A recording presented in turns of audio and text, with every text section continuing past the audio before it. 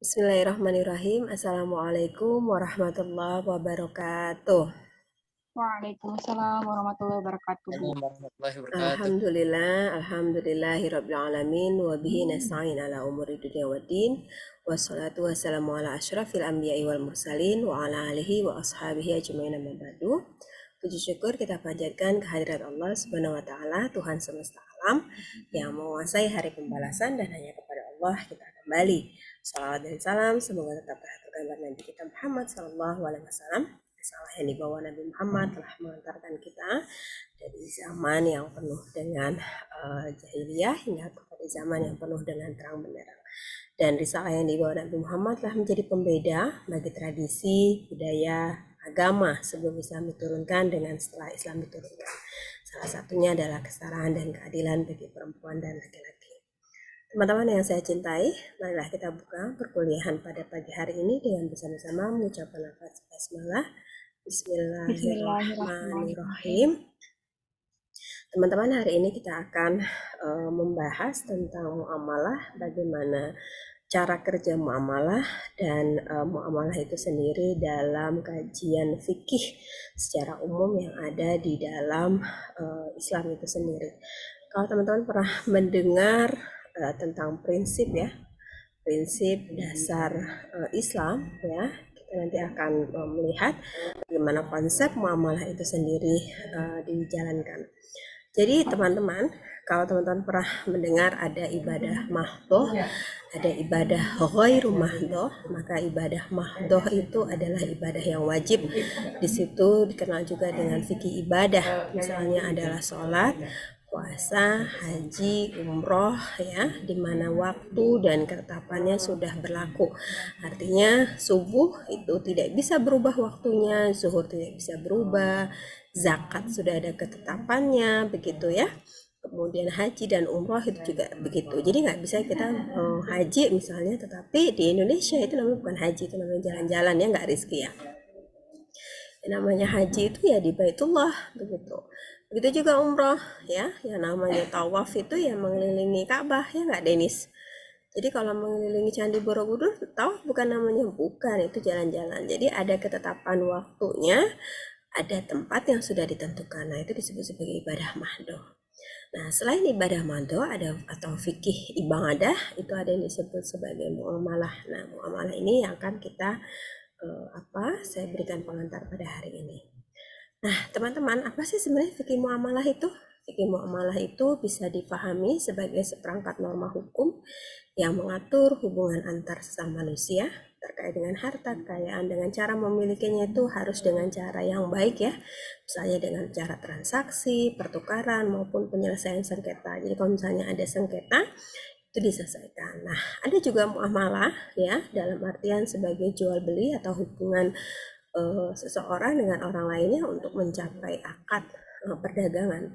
Di muamalah sendiri itu ada hubungan personal yang disebut sebagai relasi dalam rumah tangga atau keluarga, atau dikenal sebagai ahwalus syahsyah ya.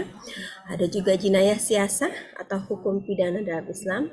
Ada siasah syariah atau politik Islam yang cakupannya juga termasuk di dalam muamalah. Nah, muamalah sendiri teman-teman, dalam praktiknya, ini saya mau memberi contoh tentang jual beli ya. Dia ada penjual, ada pembeli, ada ijab kabul, ada benda yang diperdagangkan begitu, dan kemudian ada makut alaih, jadi barangnya ya yang diperjualbelikan ya. Jadi ada dimensinya yang untuk diperjualbelikan. Nah, teman-teman, asas-asas muamalah. Jadi kalau kita mau melakukan muamalah, baik ahwalus syahsyah, jinayah siasah, siasah syariah, begitu, itu harus memenuhi yang disebut sebagai adab azaz ya, atau adabnya itu ta'adul al-manafi, jadi ada kebermanfaatan di dalamnya. Kemudian ada antarodin, jadi harus redo, harus ikhlas. Ini teman-teman yang kameranya belum dibuka ini kayaknya nggak ikhlas nih kuliah pada pagi hari ini nih ya, Raihan ya, kita ya. Nah, kemudian ada mu'anul goror ya. Jadi nggak boleh ada goror atau nggak boleh ada tipu daya, nggak boleh ada sesuatu yang sifatnya merugikan atau menyulitkan ya. Kemudian ada albir wa taqwa. Jadi ada tolong menolong ya, atau wanu alal birri wa taqwa. Jadi ada tolong menolong. Kemudian ada musyarakah, ada kerjasama, ada musawah, ada relasi kesetaraan. Jadi nggak boleh dalam relasi muamalah itu yang satu menindas kepada yang lain. Dan yang terakhir juga ada nilai-nilai as-sidqi atau kejujuran dan kebenaran. Nah, teman-teman, ada sesuatu yang dilarang dalam muamalah itu, yaitu teman-teman kalau misalnya pernah dengar kalimat minaz zulumati ilan nur ya, az-zulm. Jadi zulm itu gelap ya, dia lawan dari kata cahaya atau pelita, jadi sesuatu yang gelap. Nah, jadi maknanya itu tidak menempatkan sesuatu pada tempatnya. Nah, azum sendiri dalam bahasa Indonesia itu adalah kejahatan, dosa, bengis gitu ya, dan perbuatan yang semena-mena. Dan ini juga bisa diartikan sebagai kemusyrikan, kefasikan ya, kekafiran begitu. Nah, lawan dari kata azum sendiri adalah al-adil ataupun kebaikan ataupun keadilan ya. Nah, keadilan ini yang harus menempatkan suatu pada tempatnya. Jadi dalam muamalah itu kita harus berbuat adil, nggak boleh berbuat zoom ya. Sehingga makna zoom dalam Al-Quran ini maknanya bisa berubah-ubah, bisa bisa berganti-ganti tergantung dari penempatan dari makna itu sendiri mau ditempatkan di mana.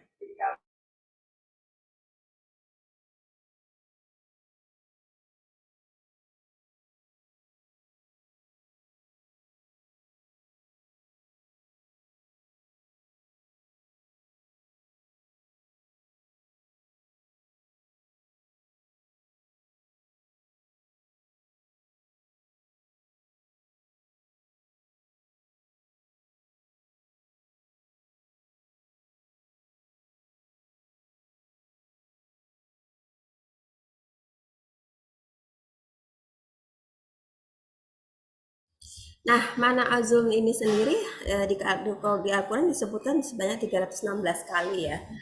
Artinya betapa dalam muamalah itu kita dilarang melakukan sebuah kefasikan, kemusyrikan, sampai Allah itu menyebut kata azumnya itu sampai 316 kali. Jadi benar-benar dilarang ya, perbuatan ini benar-benar dilarang.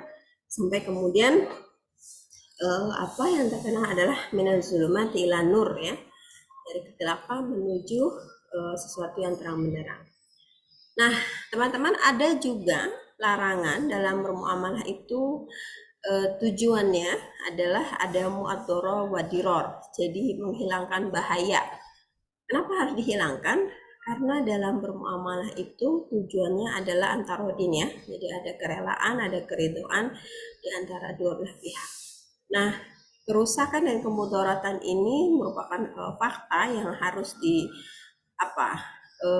dijauhkan begitu dalam bermuamalah. Sesuatu yang menimbulkan kemudaratan itu juga harus dijauhkan. Jadi nggak boleh nih dalam ketentuan muamalah itu misalnya jual beli tetapi kemudian berakhir dengan pembunuhan misalnya begitu. Nah, itu nggak boleh. Atau misalnya dalam hubungan relasi keluarga ya, ada kekerasan dalam rumah tangga, nah itu juga nggak boleh ya. Atau misalnya dalam sebuah perkawinan kemudian ada perzinahan atau perselingkuhan, nah itu nggak boleh. Jadi ada mu'adzara wa diror, itu adalah sesuatu bahaya yang harus dihilangkan, dan prinsip muamalah itu sendiri adalah menghilangkan kefasikan itu sendiri ya. Nah, teman-teman, pada praktek selanjutnya, ketika kita melakukan muamalah, ada yang disebut sebagai konsep maqasid syariah. Konsep yang dikenal ya atau dijalankan oleh Asy-Syatibi. Ini adalah karya yang paling fenomenal ya. Ini ada di Muwafaqat fi Usul Asy-Syariah, ini terutama di abad ke-8 Hijriah ya. Nah, konsep ini kemudian menjadi melatar belakangnya begitu, atau menjadi kompas dalam pelaksanaan muamalah itu sendiri. Nah, dalam prakteknya kemudian ini diturunkan oleh Yasir Audoh bahwa makosid syariah itu bukan hanya soal bagaimana pelaksanaan di apa ya dalam fikih pada masa klasik, tetapi juga lebih diimplementasikan dalam kehidupan sehari-hari. Misalnya yang terkenal dari pendapat Yasir Audoh tentang makosid syariah ini, apakah kuda ya, jadi kalau punya peternakan kuda itu boleh dizakati atau tidak, misalnya begitu. Karena mungkin yang sebagian besar kita ketahui seolah-olah zakat peternakan itu terbatas pada hewan-hewan yang telah ditetapkan. Nah, pada prinsipnya, jadi atas nama makosid syariah, segala sesuatu dalam muamalah itu dia bisa bersifat overarching issue. Jadi dia bisa melebar dan sesuai dengan kebutuhan masyarakat pada saat ini. Itu slide yang pertama atau PPT yang pertama. Teman-teman silahkan menyimak ya dari yang tadi saya sampaikan.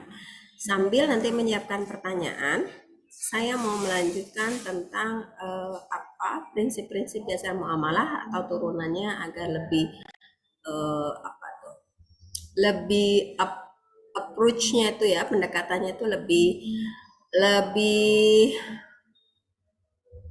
apa ya, lebih taktis begitu.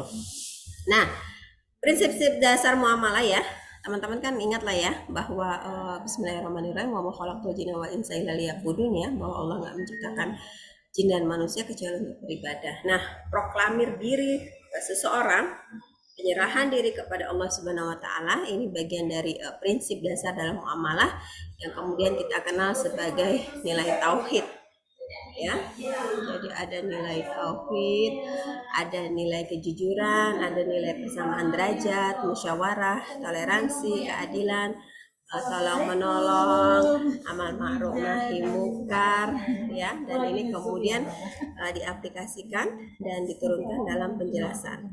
Apa itu? Ya, misalnya ini kan kalau dalam bahasa Arab diartikan sebagai keesaan ya. Jadi menganggap sesuatu esa, kemudian tunggal, dia tidak di apa namanya, tidak dipertukarkan, dan kemudian dia menjadi sesuatu yang kekal abadi. Ya, apa namanya, qiyamuhu binafsihi. Nah, teman-teman kalau misalnya masih ingat dengan bahwa Allah itu Maha Esa, Maha Kuasa. Nah, tauhid ini kemudian menjadi kompas, menjadi rujukan dalam setiap bermuamalah. Jadi ketika kita bermuamalah, kita menyaksikan Allah itu melihat perbuatan kita. Allah itu memastikan bahwa apa yang kita lakukan itu menjadi fondasi ya, menjadi niatan, menjadi perbuatan yang baik begitu. Jadi nggak bisa kita bermuamalah tapi niatnya tidak ibadah. Nah, jadi semua perbuatan itu diniatkan ibadah hanya kepada Allah Subhanahu wa taala. Yang kedua adalah nilai kejujuran. Nah, kejujuran ini adalah aspek moral yang harus ada dalam setiap sikap muamalah. Sekali lagi, muamalah itu bukan hanya soal jual beli, tetapi ada hubungan personal dalam keluarga, ada dalam nilai-nilai politik, ada nilai-nilai hak asasi manusia, ada anti korupsi dan lain sebagainya. Kemudian ada persamaan derajat. Nah, ketika kita melakukan praktik-praktik perbuatan ini, ya, derajat mutakin itu adalah sesuatu yang dia harus diupayakan, ya, dan itu tidak bisa serta merta ketika kita melakukan muamalah itu menganggap yang lain itu lebih rendah dari kita. Misalnya dalam hubungan personal keluarga, perempuan diposisikan lebih rendah dari laki-laki, nah itu enggak. Atau misalnya ada anggapan bahwa perempuan dari tulang rusuk laki-laki, itu juga tidak benar ya. Jadi persamaan derajat, semuanya di hadapan Allah sama kecuali iman dan takwa. Jadi kalau misalnya teman-teman dalam relasi muamalah ahwalusasi ya atau keluarga, maka relasi perempuan dan laki-laki itu adalah setara ya. Nah, selanjutnya adalah musyawarah. Nah, ini juga sebenarnya sesuai ya dengan dasar dari praktik ketatanegaraan kita di Pancasila ayat keempat ya, tentang mendahulukan musyawarah ketika ada sengketa begitu ya, di kerakyatan yang dipimpin oleh hikmat dalam kebijaksanaan kerakyatan yang dipimpin oleh hikmat kebijaksanaan dalam permusyawaratan perwakilan. Jadi ini adalah nilai-nilai musyawarah. Nah, nilai musyawarah ini harus dipegang teguh. Selanjutnya adalah toleransi. Nah, toleransi ini bukan hanya harus dilakukan kepada sesama manusia yang sama keyakinannya, tetapi juga yang berbeda keyakinan, berbeda organisasi, berbeda cara pandang, bahkan berbeda politik. Sehingga nilai-nilai toleransi itu menjadi adab dalam etika bermuamalah. Ini keadilan, tadi Ibu sudah sebut ya. Menegakkan keadilan itu banyak sekali ayat-ayatnya, sekurang-kurangnya ada 157. Ini adalah tolong menolong. Jadi dalam muamalah itu diniatkan untuk saling tolong menolong dan bukan saling menjatuhkan ya, teman-teman ya.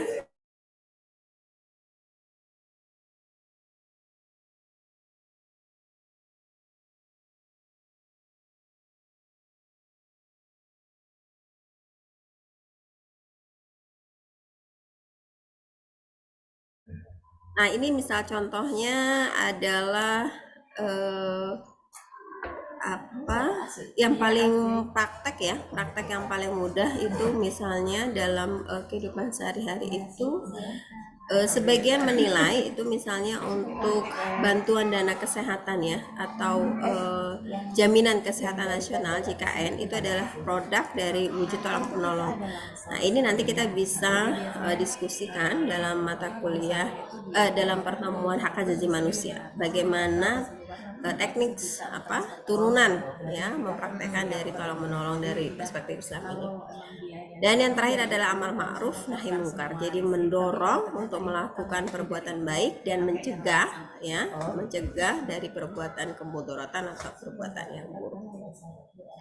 Teman-teman sebagai pengantar itu adalah pokok bahasan. Selanjutnya saya persilahkan sekiranya ada pertanyaan.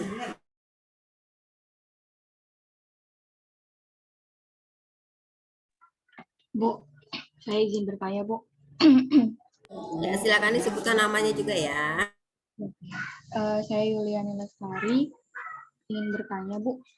Ini kan kita tadi membahas muamalah ya, Bu. Muamalah itu kan artinya, salah satu artinya adalah jual beli. Ini relate banget sih, Bu, yang sekarang lagi dialami teteh saya. Teteh saya kan pengen beli rumah ya, Bu. Nah, dalam Islam itu kan pasti dijelaskan juga ya, jual beli rumah dan bangunan itu seperti apa ya dalam pandangan Islam. Nah, itu mau ditanyakan sih, Bu. Apa sudut pandang Islam dalam jual beli rumah dan bangunan? Itu yang pertama, Bu. Oke. Yang kedua, tadi kaitannya dengan surat Az-Zariyat ayat 56 ya. Aku tidak menciptakan jin dan manusia melainkan agar mereka beribadah kepadaku. Termasuk pada saat kita jual beli itu merupakan ibadah ya. Nah, sebenarnya aktivitas apa sih, Bu? Soalnya maksudnya aktivitas apa yang dinilai ibadah gitu, Bu? Biar kita tuh melakukan aktivitasnya itu dinilai ibadah gitu. Gimana sih, Bu? Tahu nggak, Bu? Kayak gitu, Bu. Oke, makasih. Yang lain? Biar sekalian. Ita, Nurul, Tia, Anandika, Nida, belum ada, Bu. Hadi. Silakan. Kamera boleh dibuka, Nurul? Belum ada. Mohon maaf, Bu, tadi telat bikin baru ada kuota.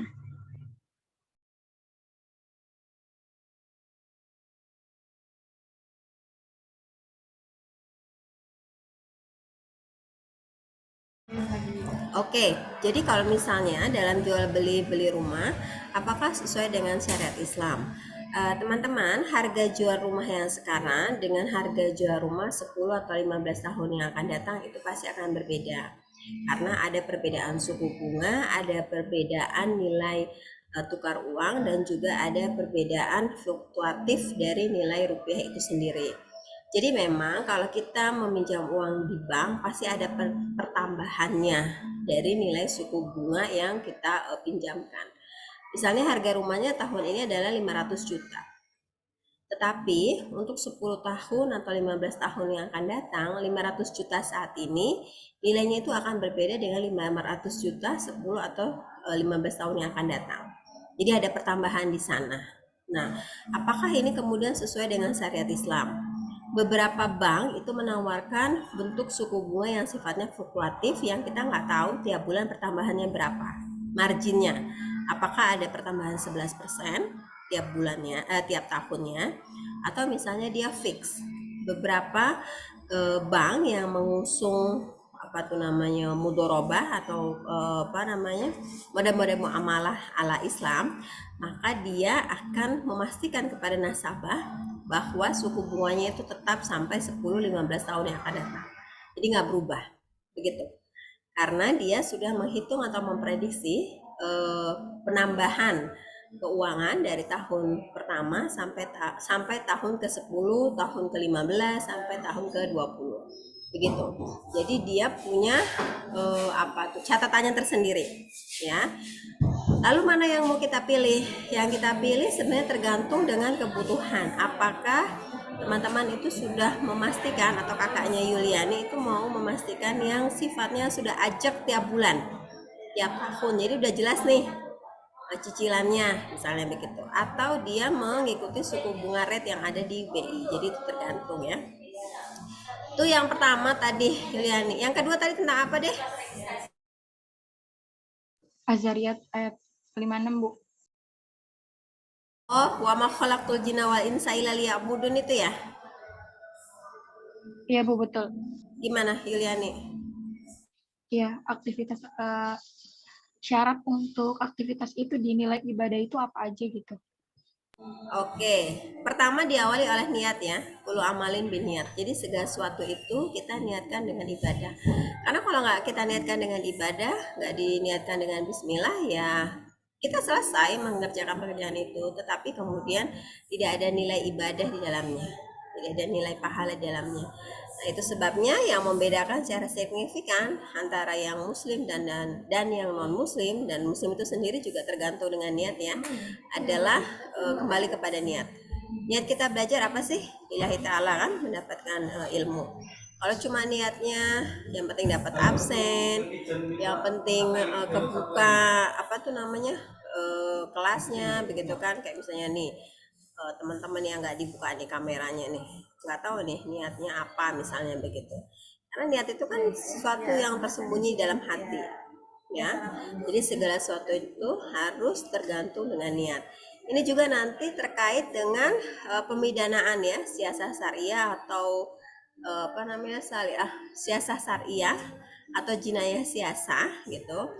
Dalam praktiknya ya tentang hukum pelaksanaan hukum ya, hakim juga akan bertanya, kenapa terjadi pembunuhan, apa motifnya atau apa niatnya. Nah itu yang kemudian kembali kepada niat itu sendiri. Jadi niat itu membedakan atau menjadi pengantar ya dari setiap perbuatan manusia, dan itu kemudian berniat ibadah. Jual beli akan bertambah pahala kalau niatnya ibadah. Kemudian apa namanya seorang hakim bekerja, jaksa, polisi misalnya dalam jinayah siasa atau dalam ketatanegaraan siasa syariah, itu kemudian kembali kepada niatnya masing-masing. Oke, ini Pia, Nida, Ita, Najmi, Nurul, Denis, Raihan. Ada orangnya nggak nih? Ada, Bu. Jadi Bu. buka dong. Iya, Bu. Oke, yang lain saya persilakan.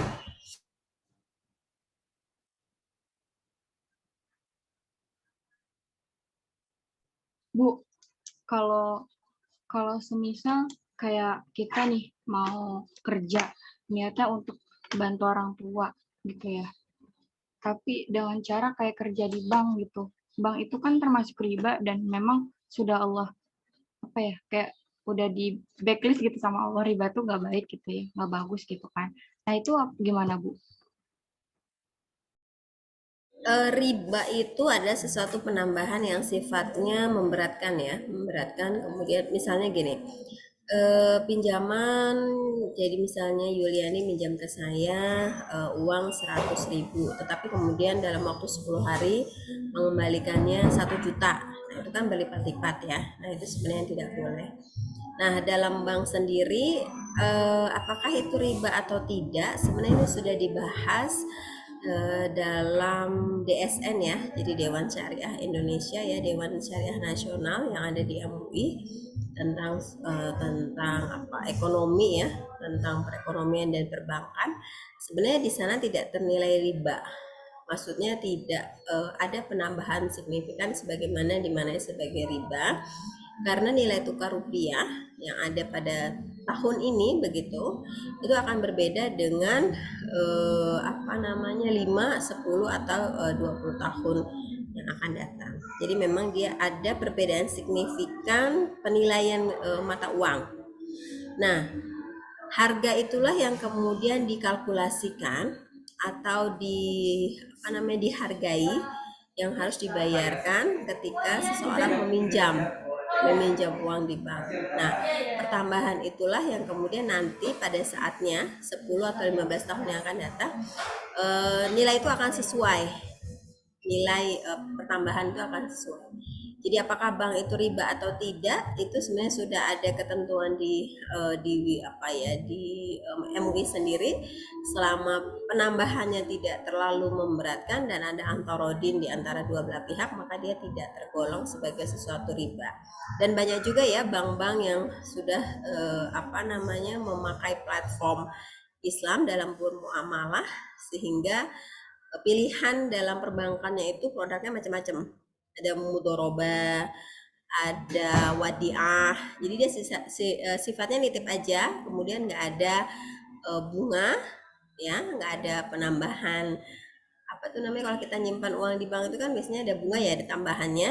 Tapi pada saat yang sama juga nggak ada biaya administrasi. Misalnya begitu, itu wadiah. Tetapi kan agak sulit bagaimana bank bisa melakukan operasional kalau misalnya dia nggak ada biaya administrasi. Jadi sekecil-kecilnya wadiah atau produk perbankan dia tetap dikenakan biaya administrasi, paling tidak biaya ATM ya, bisa jadi 5.000 per bulan, bisa jadi 10.000 per bulan begitu. Jadi setiap nilai ekonomi dalam bermuamalah itu pasti ada cost-nya. Kira-kira begitu Yuliani. Yang lain saya persilakan. Makasih ya, Bu. Oke.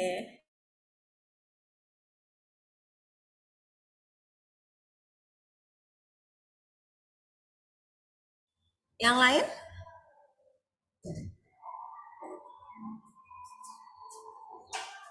Ada pertanyaan yang lain? Ai Itarosita ada? Ada, Bu. Dimas Pratama? Dimas? Pia Indarwati? Ada, Bu.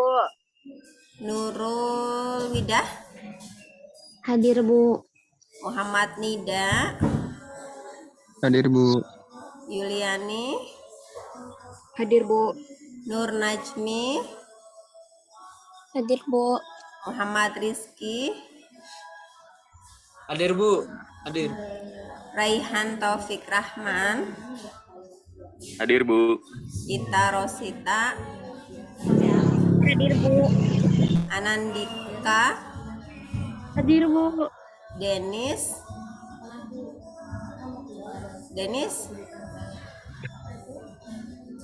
Deva? Hadir, Bu. Muhammad Ilham? Hadir, Bu. Oke, berarti yang nggak masuk ada Denis. Denis nggak masuk, kenapa Denis? Ada, Bu. Hah? Hadir. Denis ada. Tadi dipanggil nggak jawab. Ada, Bu, saya. Berarti yang nggak masuk Dimas ya? Dimas nggak masuk, kenapa nih Dimas? Oke, teman-teman, selanjutnya ada pertanyaan lagi, saya persilakan.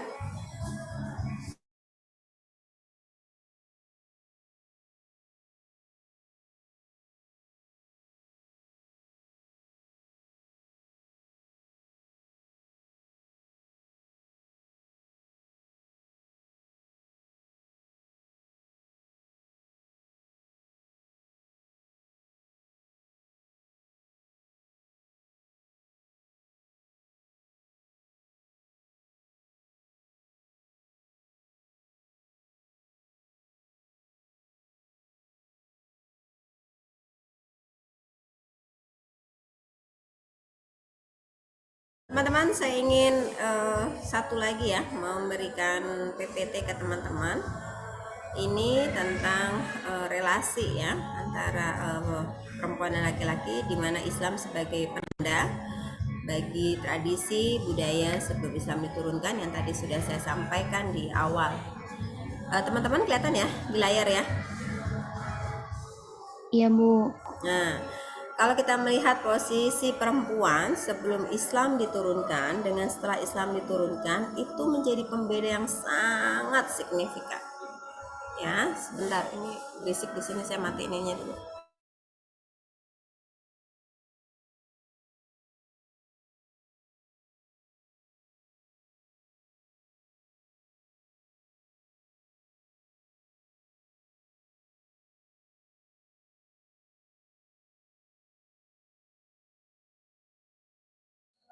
Sebelum Islam diturunkan, ya, ada anggapan bahwa perempuan itu dianggap sebagai diciptakan dari tulang rusuk laki-laki, sehingga kemudian dia dinilai tidak berharga, ya. Dia tidak berharga, dia tidak punya kemandirian secara ekonomi, politik dan lain sebagainya. Jadi dia hanya ditempatkan sebagai sumur, kasur dan dapur, kira-kira begitu. Bahkan punya anak perempuan itu dianggap sebagai sesuatu yang memalukan. Memalukan dalam artian dibunuh hidup-hidup ya. Ada yang ditenggelamkan ke sungai, ada yang dilempar ke gunung, ada yang dikubur hidup-hidup. Sebagaimana sahabat Nabi sebelum dia masuk Islam, ada yang namanya Umar bin Khattab. Ya. Nah, Umar bin Khattab ini juga malu punya anak perempuan. Jadi anak perempuannya itu kemudian dikubur hidup-hidup pada usia 10 tahun. Nah, ketika Islam datang itu menjadi pembeda bagi tradisi sebelum Islam tadi, dan menjelaskan bahwa perempuan dan laki-laki itu diciptakan dari zat yang sama, yaitu sama-sama dari tanah, punya kewajiban memakmurkan bumi, ya, kualitas takwanya itu menjadi pembeda. Jadi yang menjadi pembeda itu bukan jenis kelamin, tetapi iman dan takwa. Nah, hal yang paling signifikan lainnya adalah ketika perempuan itu kemudian kelahirannya dirayakan dengan akikah. Kelahirannya dirayakan dengan akikah yang tadinya tidak ada harganya, kemudian dirayakan dengan akikah. Dan kemudian ketika dia bermuamalah, begitu, dia ada kewajiban laki-lakinya itu untuk memberikan mahar, ya. Kemudian juga relasinya setara dalam perkawinan. Nah, perempuan dulu sebelum Islam datang itu seperti barang yang diwariskan. Jadi dia menjadi barang warisan bagi sukunya. Bahkan seorang anak laki-laki itu bisa mewariskan ibunya. Betapa rendah gitu kan posisinya. Tapi ketika Islam datang, kemudian dia bukan barang, tapi kemudian dia menjadi manusia yang merdeka dengan dia mendapatkan waris, dia mendapatkan mahar, dan ketika misalnya dia nifas, dia tetap manusia yang merdeka. Ya, dia tidak dijauhi dan tidak dianggap sebagai seseorang yang najis. Ini akan berbeda ketika sebelum Islam diturunkan. Ya, sebelum Islam diturunkan, dia dianggap sebagai manusia yang kotor. Jadi dia dijauhkan nih dari keluarganya, dipisahkan. Nah, Islam itu merubah tradisi itu bahwa perempuan yang sedang haid itu sama sucinya dengan perempuan lainnya, dan dia juga secara merdeka, dia juga bisa tidur bersama dengan suaminya, makan bersama dengan keluarganya, begitu ya. Jadi dia bisa berada di forum yang sama. Nah, teman-teman, ini adalah perubahan signifikan di mana posisi perempuan sebelum Islam diturunkan dengan setelah Islam diturunkan. Oke, sampai sini ini ada ayat-ayatnya, silakan dipelajari juga. Kalau misalnya ada pertanyaan, saya persilakan. Bu, ini bab posisi perempuan itu masuk silabus gak sih, Bu? Masuk dong, ada.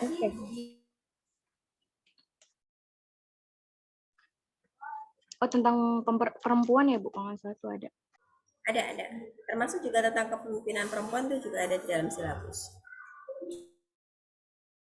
Oke, selanjutnya saya mau minta pendapat dari Najmi. Najmi, nanti Iya, boleh Ibu.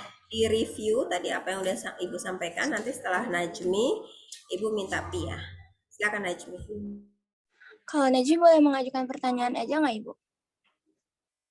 Boleh. Oke, Ibu.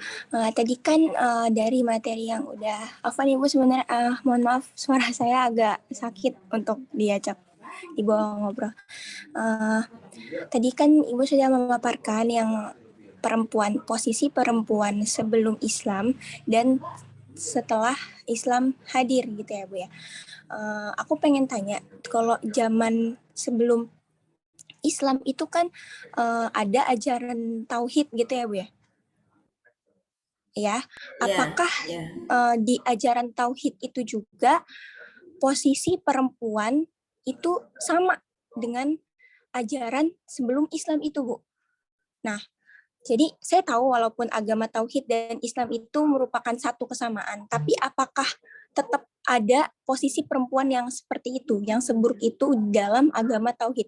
Dan mengapa bagaimana gitu Bu asal usulnya perempuan bisa diposisikan serendah itu? Karena kan memang kita dilahirkan oleh perempuan, Ibu. Masa iya kita tidak bisa menghargai orang yang telah menghidupkan kita dalam tanda kutip gitu ya, Bu. Telah menghadirkan kita di dunia ini. Tanda kutip ya, Bu ya. Terima kasih, Bu. Oke, makasih Najmi. Langsung Ibu jawab ya. Iya, Ibu. Terima kasih. Jadi, sebelum Islam dalam artian yang dibawa oleh Nabi Muhammad ya. Sebelum Islam yang dibawa oleh Nabi Muhammad itu ada ajaran tauhid yang dibawa oleh nabi-nabi sebelum Islam ya, yang termuat di dalam Taurat, Zabur dan Injil. Semua tentang tauhid itu juga tetap mengesahkan Allah Subhanahu wa taala. Jadi tetap beribadah kepada Allah, tidak boleh menyembah bintang atau bulan. Kalau teman-teman ingat ya kisahnya Nabi Ibrahim ya. Kan dia bertanya, ini malam hari diterangi oleh bintang. Oh, jangan-jangan Tuhannya adalah bintang. Kemudian bintangnya hilang, ada bulan. Oh, ternyata ada yang lebih gede lagi nih dari bintang, yakni bulan. Berarti Tuhannya bulan ya. Ketika malam sudah berganti dengan pagi, kemudian muncul matahari. Oh, ternyata bukan, Tuhannya bukan bintang, bukan bulan, tapi adalah matahari. Karena ternyata dia lebih terang, lebih luas lagi begitu. Nah, pertanyaan-pertanyaan tentang siapa sebenarnya yang menciptakan alam semesta pada akhirnya yang ditanyakan oleh Nabi Ibrahim itu adalah dasar-dasar ketauhidan. Teman-teman juga pasti ingat ya ketika Nabi Ibrahim menghancurkan berhala-berhala begitu. Nah, berhala-berhala yang dihancurkan oleh Nabi Ibrahim ini adalah salah satu bukti bahwa di masa itu juga sudah mengajarkan soal ketauhidan. Begitu juga Nabi Nuh ya, sampai kemudian beliau membuat kapal besar dan mengajak orang-orang yang beriman, itu juga bagian dari nilai-nilai tauhid. Hanya percaya kepada Allah, nggak menyembah berhala, nggak menyembah animisme maupun dinamisme begitu. Jadi tauhid itu menjadi fondasi bagi Islam yang dibawa oleh agama-agama oleh nabi-nabi sebelum Islam yang dibawa oleh Nabi Muhammad. Ya, tetapi sebagai sebuah nama Islam itu secara normatif, secara declare itu dibawa oleh Nabi Muhammad. Nah, bagaimana dengan hubungan persoalan perempuan dan laki-laki, hubungan personal, hubungan perempuan dan laki-laki itu lebih dinisbatkan, lebih dipraktikkan dan lebih jelas ketika dibawa oleh Nabi Muhammad SAW dibandingkan sebelum dibawa oleh Nabi Muhammad. Jadi dulu ya sebelum dibawa oleh Nabi Muhammad fokusnya itu lebih kepada tauhid, keesaan Allah, beribadah kepada Allah. Tapi ketika agama Islam dibawa oleh Nabi Muhammad, keesaan itu menjadi lebih luas, termasuk juga penghormatan kepada perempuan. Jadi kalau menghormati perempuan itu sama aja menghormati ciptaan manusia, ciptaan Allah Subhanahu Wa Taala. Kenapa sekarang banyak kejadian misalnya begitu kan, laki-laki lahirin dari perempuan, betul. Tetapi pada saat yang sama banyak laki-laki yang menjadi pelaku kekerasan seksual. Banyak laki-laki yang menjadi pelaku kekerasan dalam rumah tangga. Banyak laki-laki yang melecehkan perempuan, menghinakan perempuan. Kenapa terjadi seperti itu? Karena ya cara pandang laki-laki menempatkan perempuan itu sebagai objek seks. Dia tidak menganggap perempuan itu sebagai saudaranya, dia tidak menganggap perempuan itu sebagai ibunya. Jadi dia menghinakan. Islam sebenarnya datang untuk memberikan ajaran yang tegas dan jelas bahwa perempuan dan laki-laki itu adalah sejajar, semitra. Kira-kira begitu, Najmi. Apakah sudah jelas? Boleh saya tanggapi, Ibu? Silakan. Oke, jadi yang saya tangkap dari jawaban Ibu ya sebenarnya kalau di ajaran tauhid itu lebih berfokus kepada keesaan Allah atau bagaimana cara kita beribadah kepada Allah gitu ya Bu ya. Tapi setelah dihadirkan agama Islam itu masih juga belajar tentang keesaan Allah atau bagaimana cara kita beribadah kepada Allah, namun ada lebih banyak lagi apa ya bahasanya, pelajaran atau ajaran-ajaran yang dibawakan oleh Nabi Muhammad, salah satunya bagaimana kita mengistimewakan posisi perempuan itu. Kurang lebih seperti itu, Ibu. Iya, Najmi. Oke, terima kasih banyak, Ibu. Oke, Pia, bisa dikasih tanggapan apa yang Ibu sampaikan tadi? Boleh juga direview, silakan Pia. Pia, Pia, are you there? Halo Pia. Pia nggak ada di Zoom ya? Halo Pia. Udah Bu. Oke, silakan Pia kasih tanggapan apa yang sudah Ibu sampaikan tadi, apa yang sudah Ibu presentasikan tadi. Boleh direview, boleh dikasih tanggapan. Silakan Pia. Bagaimana menurut Pia? Sebentar Bu, saya mau ngasih pertanyaan aja. Nggak usah pertanyaan tanggapan aja. Kameranya nggak dibuka nih Pia. Ayo tanggapannya gimana? Nanti habis Pia Ita ya.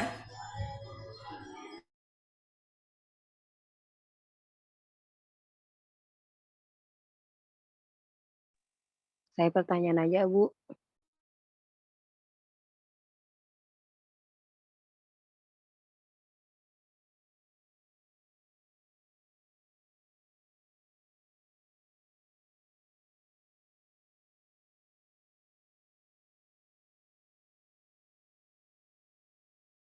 Silakan Pia.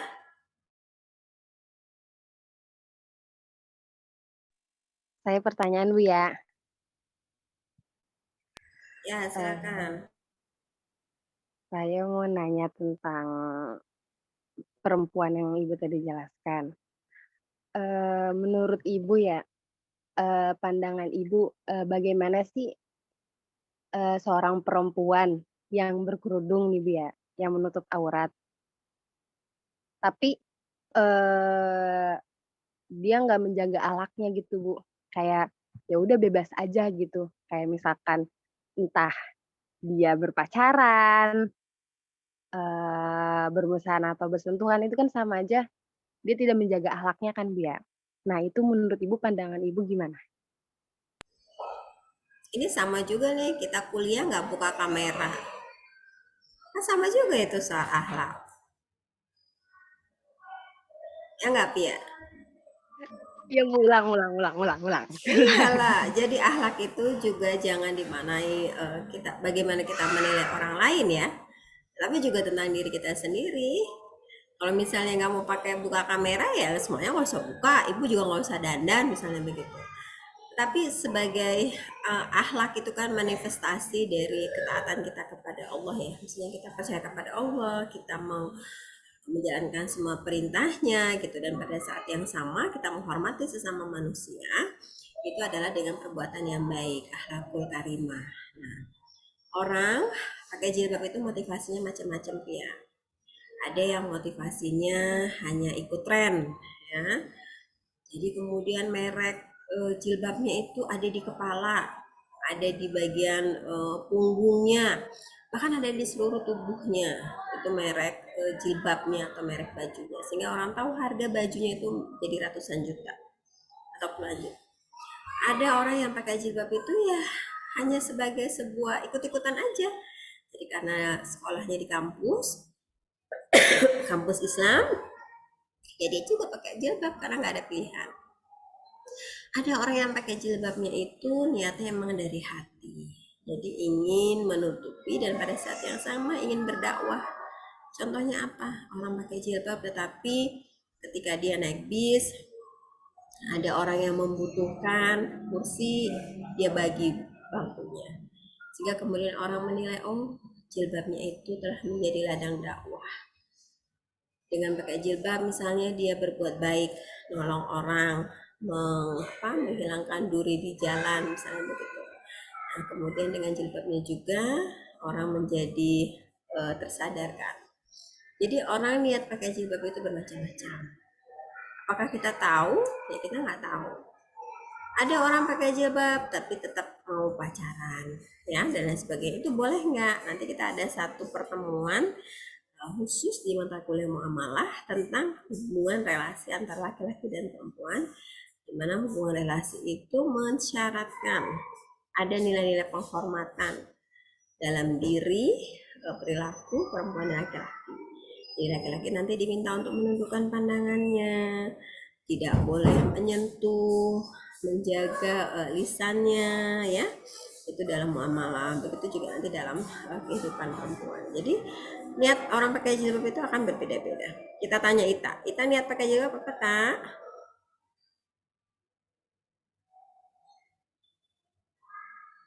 Ita. Nah kalau kayak gini kan ibu nggak tahu nih. Tadi giliran di absen ada semua, tapi giliran dipanggil nggak jawab. Ini Ita ada di Zoom nggak? Tadi Ita yang izin di jalan Ibu. Yang sama Izin di kayak aku. jalan? Iya, lewat chat tadi. Kenapa mau izin di jalan? Kan ini jamnya kuliah. Aduh, Jamnya kuliah kok jalan-jalan? Enak dong, kalau gitu ibu juga jalan-jalan. Terus lagi jamnya kuliah. Jalan-jalan kemana, Rizky? Bu, dulu saya kalau niat berhijab karena temen, Bu. Oh gitu, temennya dapat Iya, pahala dong. Dulu. Iya, makanya setiap saya pakai jilbab keluar, dia dapat kecipratan pahalanya. Tapi semenjak kesini belajar lagi ya, memang udah tahu urgensi kenapa kita sebagai seorang muslim harus berhijab. Jadi pakai jilbab itu karena Allah ya teman-teman ya, karena Allah lillahi ta'ala, bukan karena ilham, bukan karena Taufik. Kamu tuh yang kelihatan rambutnya doang, ini ada orangnya nggak sih? Jangan-jangan cuma patung nih. Halo Taufik. Iya Bu. Kamu ini nih udah pada mandi belum sih? Belum pada mandi ya? Cuma jidatnya doang yang kelihatan.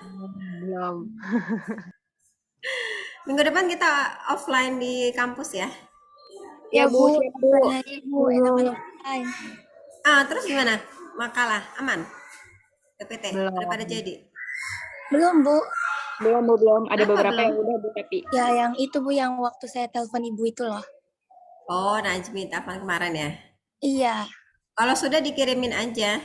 Nanti Iya, Bu. terakhir hari Jumat ya, Ibu kasih perpanjang waktu. Iya, Jumat. Iya, yang struggle-nya yang kayak gitu, Bu. Jadi belum selesai. Oh iya, Bu, saya mau ngomong. Saya pakai jilbab karena orang tua saya, Bu. Oh gitu? Iya. Disuruh. Ya nanti dirubah dong, karena Allah. Iya, tapi itu kelas SD, Bu. Kelas 3. Waktu itu saya lagi main bola gitu. Terus orang tua saya nggak boleh suruh, jangan main bola, pakai jilbab gitu-gitu. Sih udah akhirnya saya nggak itu lagi. Saya pakai jilbab terus gitu, Bu. Itu pas SD ya, Bu. Sebenarnya main bola nggak apa-apa, itu kan bagian dari olahraga dan keterampilan ya. Jadi segala cabang olahraga itu seharusnya perempuan dan laki-laki juga bisa gitu loh. Sama kayak main musik lah, jangan domainnya laki-laki aja, perempuan juga harus bisa main musik. Karena setiap keahlian yang ada dalam diri kita itu menjadi nilai plus, nilai tambah. Dan sebenarnya nggak ada sih permainan gitu ya, itu hanya domainnya laki-laki gitu kan. Jadi apa, olahraga menembak kan ada juga perempuan, kayak di film India tuh, yang main si Taufik Rahman tuh, ya Fik. Apa judulnya Fik? Nanti cari ya judulnya ya, sama Raihan Taufik Rahman ya, film India, di mana film tentang olahragawan perempuan, dan olahragawan itu adalah tentang menembak. Jadi keren banget tuh. Ya. Sama satunya lagi film ini, Fik. Dia binaraga yang apa tuh namanya tuh, yang bisa berkelahi itu loh, kan ada ya model olahraga yang kayak gitu. Nah itu juga ada film Indianya, nanti Raihan yang akan share ke kita minggu depan dua judul film itu. Wah, Ibu suka Bollywood ya, Bu? Ya dicari dong Raihan. Ibunya suka Bollywood nih kayaknya. Oh iyalah, tidak ada tandingannya itu ketika Shahrukh Khan turun dari helikopter dan membawa tas lalu berlari-lari. Waduh, saya nggak tahu, Bu. Ngikutin banget nih, Bu. Oh iya Cuma dong. tahu Cahaya doang, Bu, yang di kereta itu. Ya itu sih. Saya tahunya Putri Setai. Ya. Saya tim Hollywood, Bu.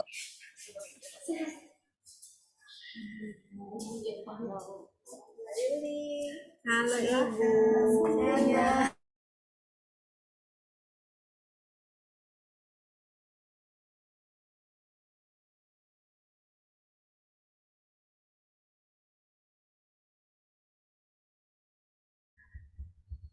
Baik, yang lain? Nanti ada waktunya deh, Ibu puterin film. Nanti kita Iya, Bu, review suatu film. kali kita nonton, Bu. Iya, tapi masuknya lebih pagi ya, nanti di kampus. Jadi Oke, Bu. waktunya agak panjang. Oke, yang lain? Cukup kayaknya, Bu. Cukup, Bu. Insya Allah cukup, Bu. Oke, kalau gitu Ibu mau minta review satu deh dari Denis. Denis, di review Denis apa yang Ibu sampaikan. Satu dari Denis, nanti satu dari perempuan. Nanti Denis yang pilih ya, teman perempuannya siapa yang akan review. Silakan Denis.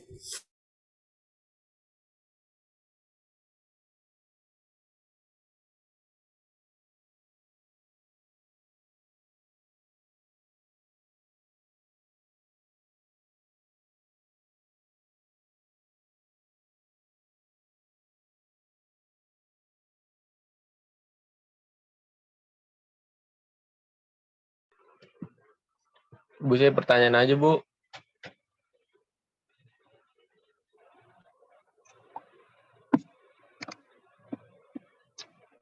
Ayo Denis.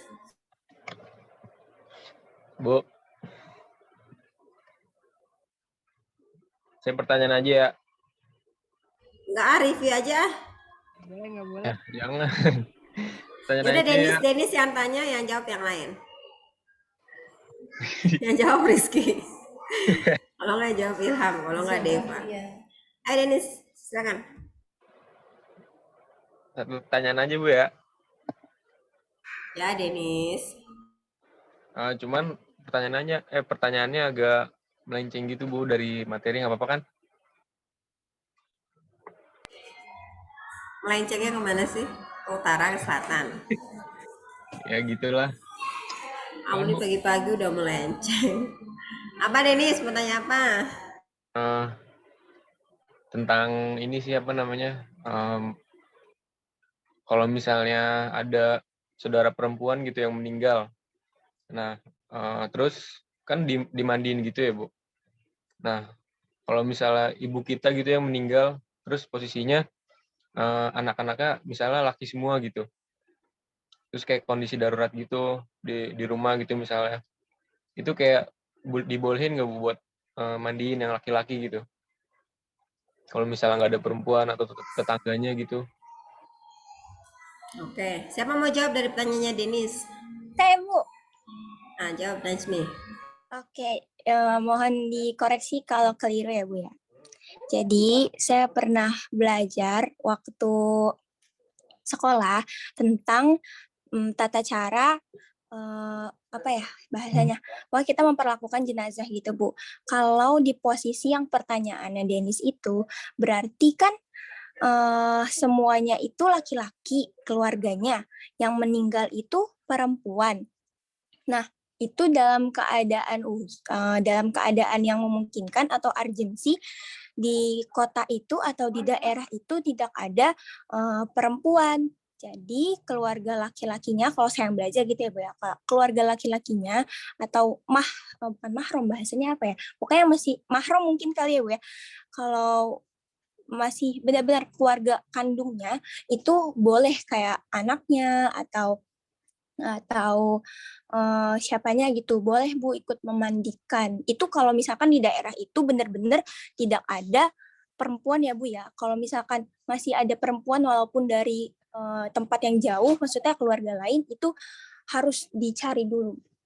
Pokoknya yang penting dia masih mahramnya gitu Bu, sama kayak kalau kita udah memandikan jenazah, terus yang ngangkat dari tempat pembaringan dia mandi itu kan biasanya laki-laki gitu Bu, dicari dulu siapa nih, mana keluarganya, ayo diangkat kayak gitu. Kalau itu jawaban dari saya Bu ya, kurang lebih. Kalau keliru ditanggapi. Terima kasih.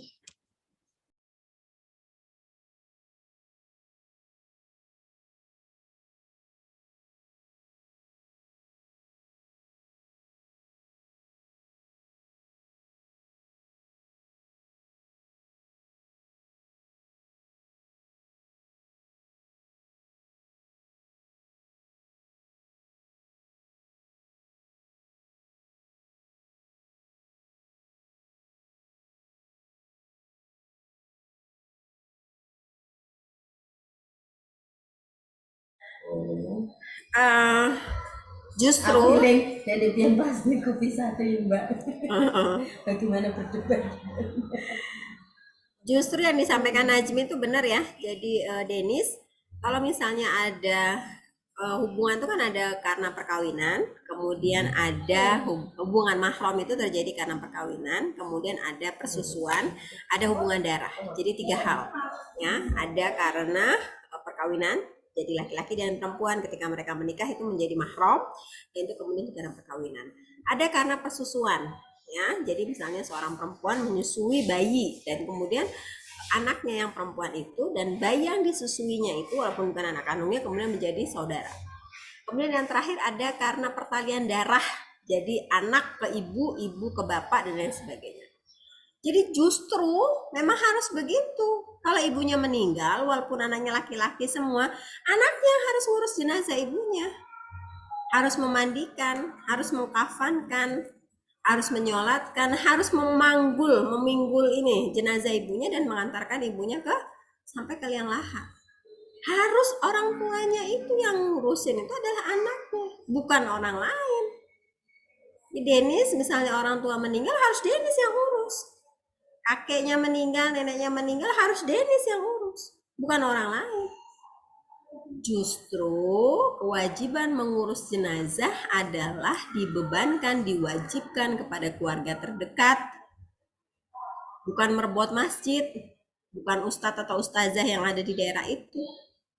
Kecuali kalau dia tinggal sebatang kara, nggak ada keluarga baru.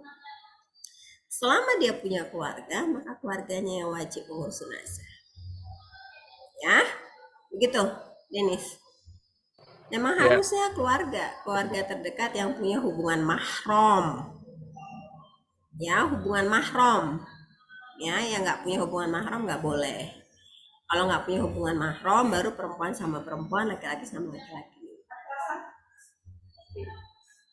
Tetapi selama dia ada hubungan mahram, maka kewajibannya itu ada kepada keluarga yang ada relasi mahram. Begitu Denis dan teman-teman yang lain?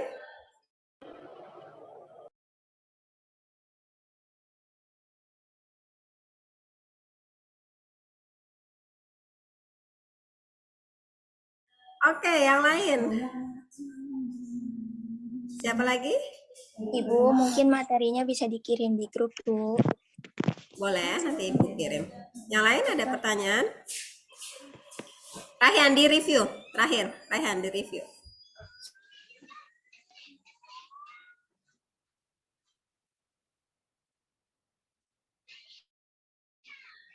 Raihan di review. Rai, Iya, Bu. yuk di review yuk.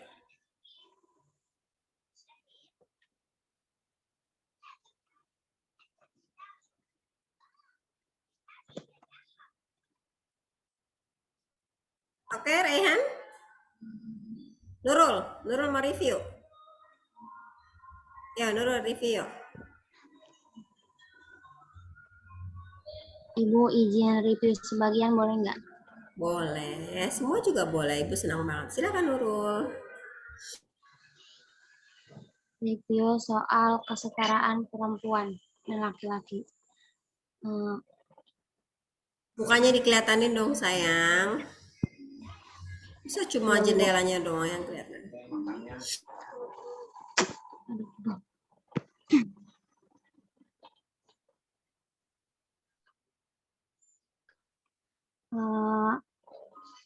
Pada zaman sebelum Rasulullah menyebar agama Islam, di situ ada zaman yang disebut dengan zaman kebodohan atau zaman jahiliyah, di mana pada saat itu perempuan dianggap rendah, perempuan dianggap hina, dan perempuan dianggap tidak bernilai. Bahkan pada saat itu ketika ada bayi perempuan lahir, maka masyarakat sekitar, khususnya yang laki-laki, selalu beranggapan bayi itu sial, atau bayi itu tidak ada gunanya, tidak ada manfaatnya. Sehingga mereka mengubur hidup-hidup bayi perempuan tersebut. Lalu saat itu perempuan juga tidak diperdayakan atau tidak memiliki jabatan, tidak diajak untuk bekerja sama. Jadi yang menduduki jabatan-jabatan tertentu hanya laki-laki. Lalu hadirlah agama Islam atau Rasulullah hadir sebagai nabi utusan Allah Subhanahu wa taala, sehingga pada saat itu budaya-budaya jahiliyah yang merendahkan perempuan dihilangkan. Rasulullah menyebarkan tentang agama Islam, khususnya tentang perempuan. Mulai dari situ perempuan dianggap tidak hina lagi, tidak rendah lagi. Semuanya menjadi setara untuk orang-orang yang setuju atau sependapat dengan apa yang Rasulullah ajarkan, untuk orang-orang yang masuk ke dalam Islam. Mungkin itu aja sih, Bu. Kurang lebihnya mohon maaf. Baik, terima kasih Nurul. Yang lain? Rizky, ada pertanyaan?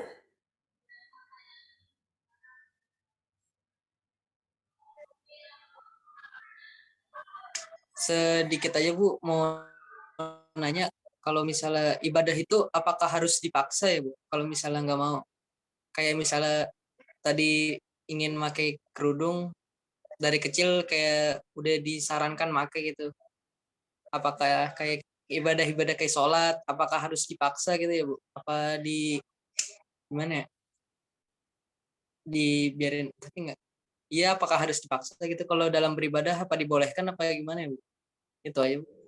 Oke, makasih Rizky. Teman-teman, tingkatan manusia dalam kehidupannya itu ada yang disebut mumayyiz, baligh, kemudian ba'ah. Mumayyiz artinya anak-anak yang dia sudah tumbuh, tetapi dia belum bisa membedakan mana yang baik dan mana yang buruk. Ya, jadi dia belum menyampai mumayyiz misalnya begitu. Jadi kalau dia sudah mumayyiz, dia sudah tahu mana yang baik, mana yang buruk.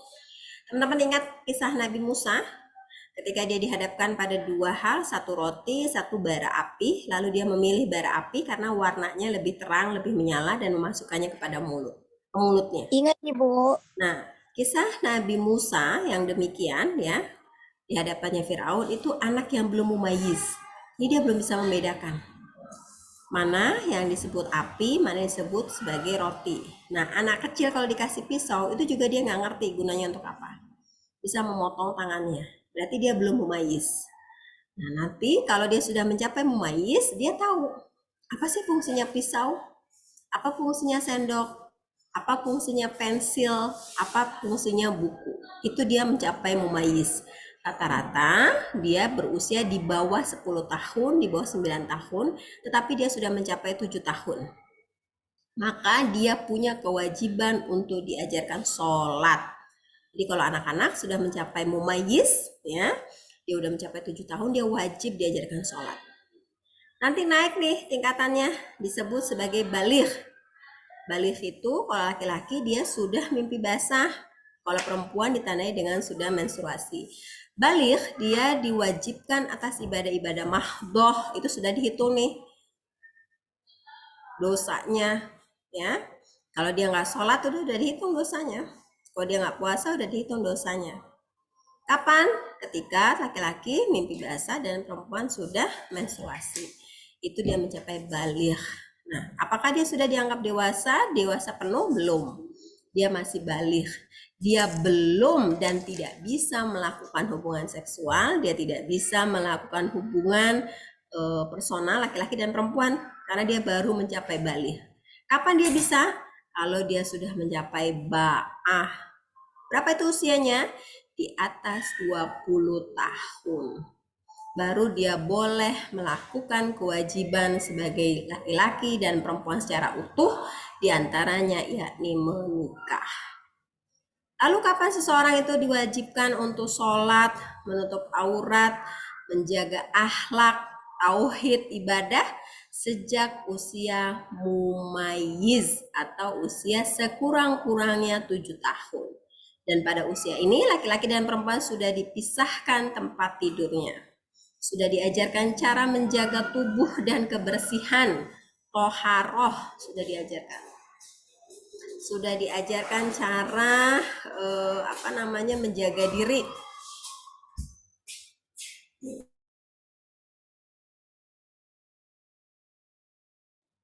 Begitu, Rizky. Ya, terima kasih Bu atas penjelasannya. Iya, yang lain? Jadi ibu saya Bu Najmi. Ya, Najmi.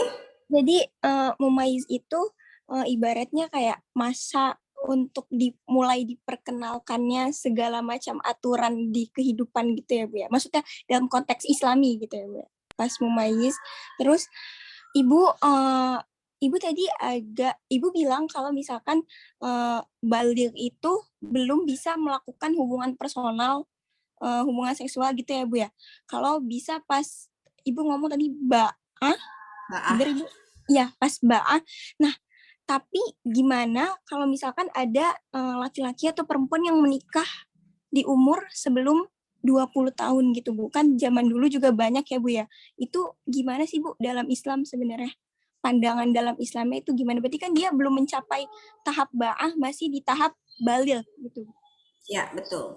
Ada risiko yang signifikan ketika orang melakukan hubungan personal laki-laki dan perempuan ketika belum mencapai belum mencapai ba'ah. Pada perempuan itu punya resiko kanker serviks, ya, kanker rahim, kanker mulut rahim.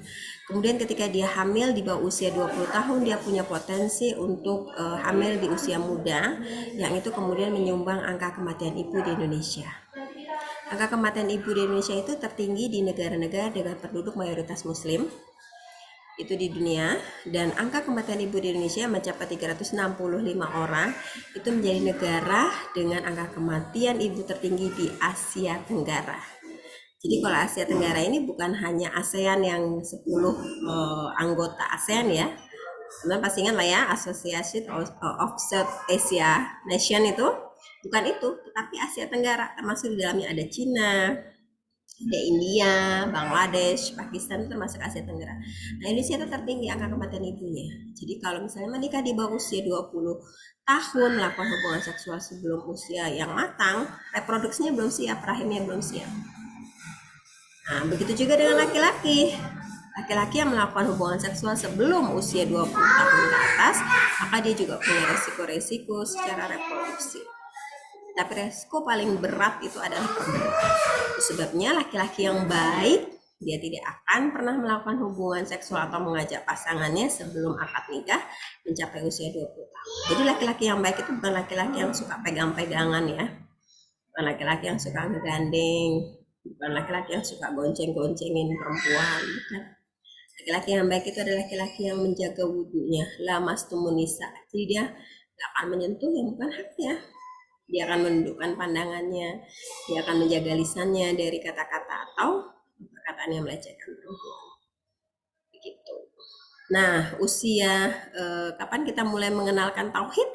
Sejak bayi dalam kandungan tuh harus dikenalkan tauhid.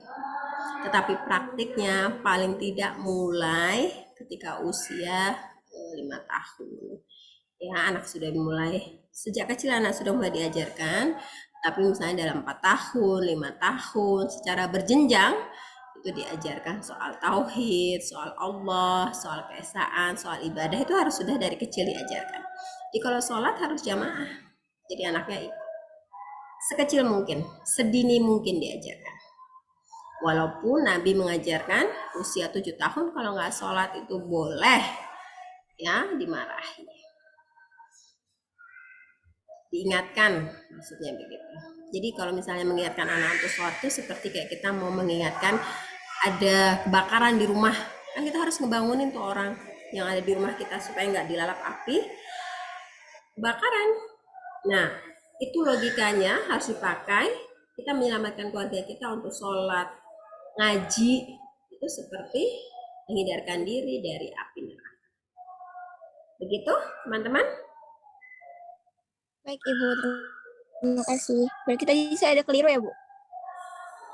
Yang tentang mumayyiz itu. Iya, saya tadi kata-katanya itu mengenalkan. Pas di mumayyiz taunya mempraktikan. Kalau mengenalkannya itu sejak bayi juga bisa dikenalkan ajaran-ajaran agama Islam, tapi untuk mempraktikan dari apa yang sudah diperkenalkannya itu pas mumayyiz, seperti itu, Bu. Terus kalau yang tadi Ibu bilang tentang ba'ah, berarti laki-laki atau perempuan semestinya tahu dan menikah itu di umur ketika sudah 20 tahun gitu ya, Bu ya. Kalau sebelum 20 tahun, kalau bisa jangan gitu.